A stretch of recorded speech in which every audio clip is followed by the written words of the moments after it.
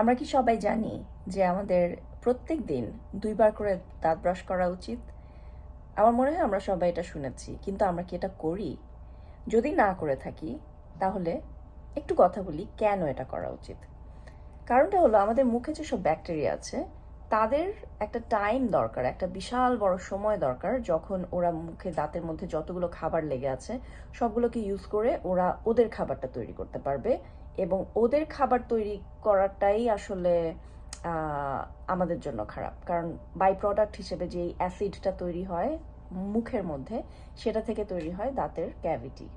So আমরা যদি দিনে 2বার মিনিমাম ব্রাশ করি, তাহলে ব্যাকটেরিয়া এই লম্বা সময়টা পায় না ওদের সব ধরনের কাজ করার জন্য।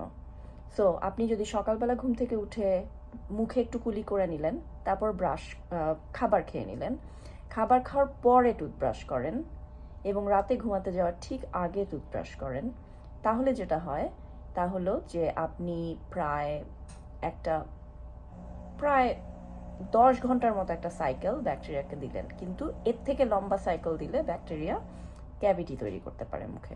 তো সেজন্য প্রত্যেক দিন দিনে 2বার ব্রাশ করা লাগে, এটা জাস্ট একটা কথা না, এটা একটা খুব ইম্পর্টেন্ট রুটিন যেটা আমাদের এভরিডে করা উচিত। যদি আজকে থেকে আপনি শুরু করতে পারেন, দেখবেন জাস্ট 2-3 সপ্তাহের মধ্যে আপনার একটা অভ্যাসে পরিণত হবে এটা, এবং আপনার ভালো লাগবে না যদি আপনি দাঁত ব্রাশ না করেন রাতে ঘুমাতে যাওয়ার আগে। আপনার অস্বস্তি লাগবে, নিজেকে একটু ময়লা ময়লা লাগবে। So let's see if we can do this from today, from tonight.